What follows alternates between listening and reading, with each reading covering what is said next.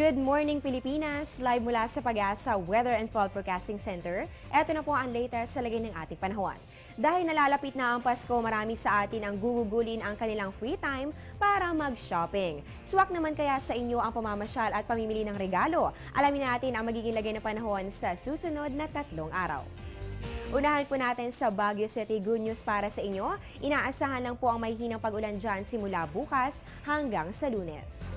Dito naman sa atin sa Metro Manila, kung lalabas ang bahay lalo na sa hapon o gabi, huwag kalimutang magdala ng payong dahil magkakaroon pa rin po tayo ng mga isolated rain showers or thunderstorms simula po yan bukas hanggang sa Monday. Sa Metro Cebu naman, magkakaroon po kayo ng bahagya hanggang sa maulap na kalangitan na may mga pulo-pulong pag-ulan o pagkidlat pagkulog. Yan po ay sa darating na weekend hanggang sa Lunes. Sa Metro Davao naman tayo, generally good weather po ang mararanasan at less chance of rain lang po ang inaasahan dyan simula po yan bukas hanggang sa Monday.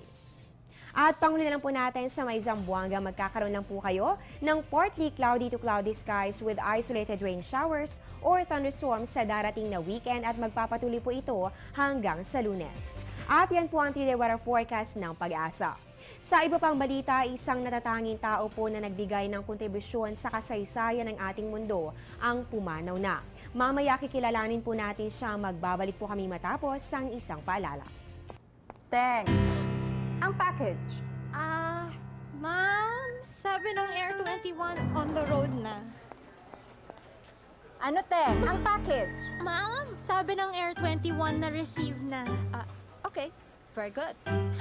Basta padala, sagot ka ng Air 21. May real-time delivery updates via text para worry-free ka. Teng, ang package, napadala mo na? Yes, ma'am, sa Air 21. Sa Air 21, sagot ko, padala mo.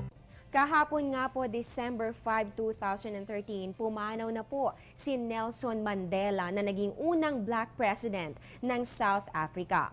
Nakulong po siya sa loob ng 27 taon at napalaya naman noong 1990. Matapos ang 4 na taon, dito po siya naupo sa pwesto sa pagiging Pangulo at nanguna sa pagpapalaganap ng kapayapaan. Noong 1993, nagwagi po siya sa Nobel Peace Prize. Matapos mababa sa pwesto noong 1999, siya ay naging highest profile ambassador sa South Africa at namuno pa sa kampanya laban po sa HIV o AIDS. Ang tunay po niyang pangalan ay Rolly Lala Dalibhunga at nabigyan siya ng English name na Nelson sa kanyang paaralan.